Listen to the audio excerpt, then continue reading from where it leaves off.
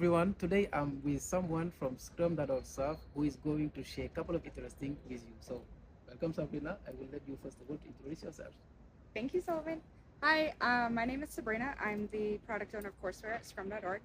I've been with Scrum.org for about 9 years. I think that's the largest extent of my Agile experience, so hopefully it'll be helpful. Very interesting. So, you are the product owner of courseware, as you said. So, it means that you are building courses, that you are building all the awesome courses we are experiencing. We PhD are trainings to many people, especially us in Africa. So, what would be your first meeting insight about the African market before we dig into the courses itself? I can grab it for you. Thank you.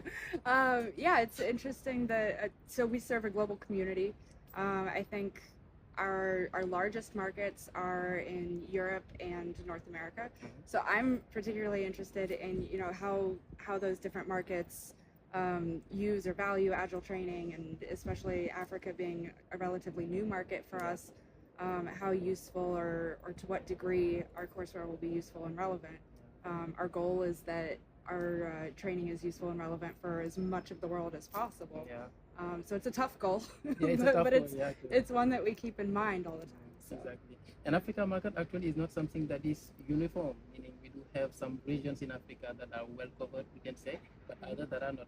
I don't know if you have those insights. I can share my feelings if you want. For instance, I do know that North Africa, the Sahara region, or the Maghreb region, is very it's very dynamic in terms of agility extra. South Africa a little in between, not that dynamic. A little in the west, because there we have startups, we have investment people that are investing a lot in building software, building product extra.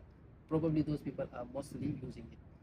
I don't know if you have on top of your head some insights regarding sub-Saharan countries like Senegal or countries that are below the Saharan region. I don't know. Off the top of my head, I guess the most relevant thing I can think of, we have 5 PSTs in Africa right now, right? And I think they're mostly located in Western Africa, if I'm right. Yes, yeah.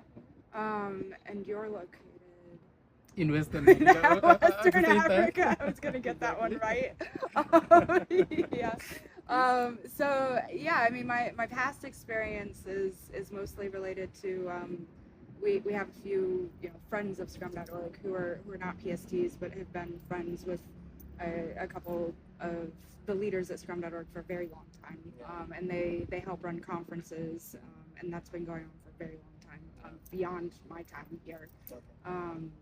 But beyond that, off the top of my head, not as much. Oh, it's okay. It's okay. Thank you already for that. Yeah. And probably one outcome we can have in this first round of discussion is that if you are in Africa and you need training, you already have African trainers. Like me, right? Yes. So just Solomon, reach out and we can do business together. Yeah, so and on LinkedIn and other places, on forums, the Scrum.org forums, so I'm obviously not as informed as I would like to be about that market, and I would love to know more.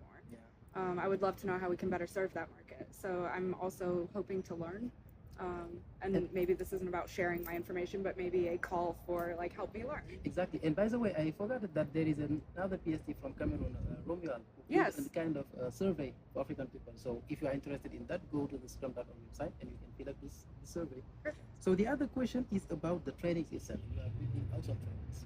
Thank you. Even as the trainers, we know that these contents are really awesome.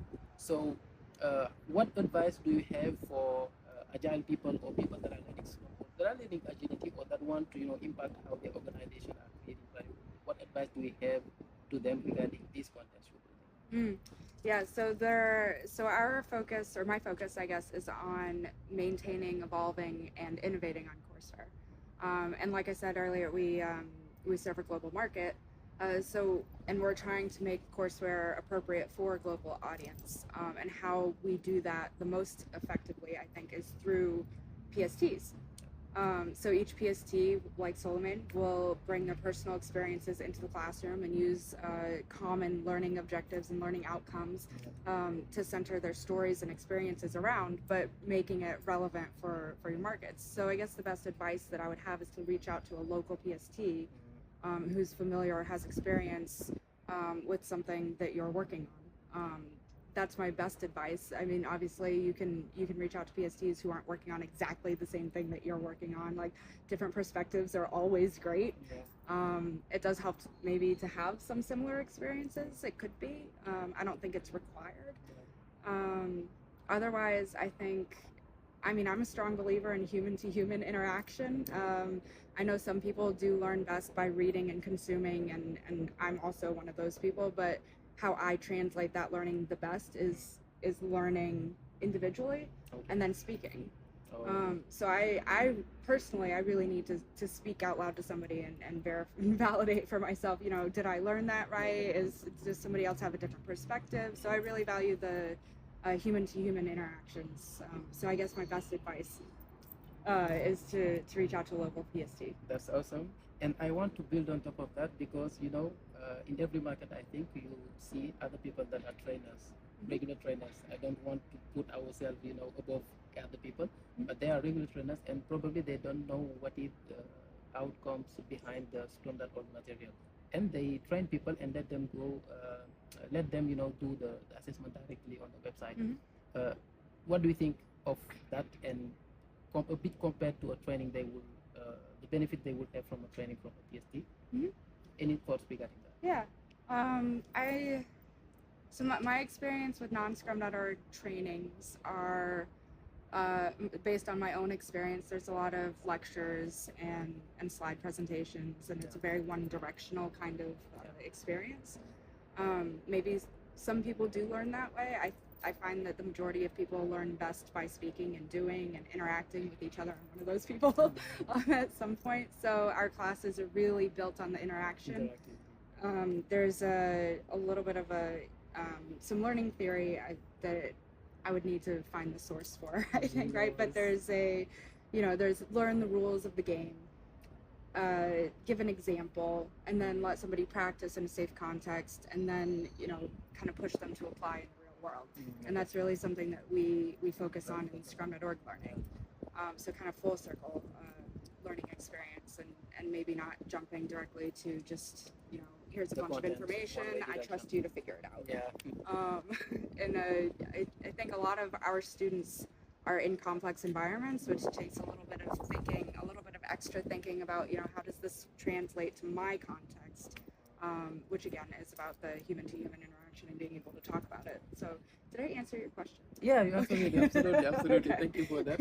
And I can even build on top of that as well, because I have, you know, done trainings in which I invited, and sometimes they were users or students, agile coaches, or people that are already experienced, meaning experimented people that already have a lot of experience, but they want to discover what is the content. But when they experienced the class, they told me, I want to attend to all of your Scrum classes, because they knew, they will recognize themselves. One's name Muhammad, the other one Nasir.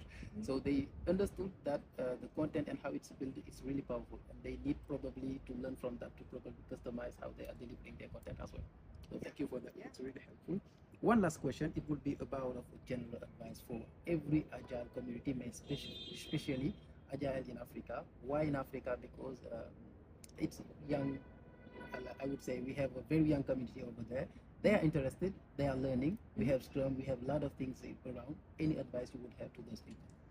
Yeah, I think community is a good word to hone in on. I think it's, especially in complex environments, kind of constantly checking in with each other and learning from each other. And it's not very black and white, like, you know, taking a practice and it applies this way, and if you don't do it this way, it's wrong. It's not like that. So it's community and constantly learning from each other and learning from each other's experiences and how they've used that tool. It might give you some more creative ideas about how you could use that tool. For example, it's not maybe limited to tools, right?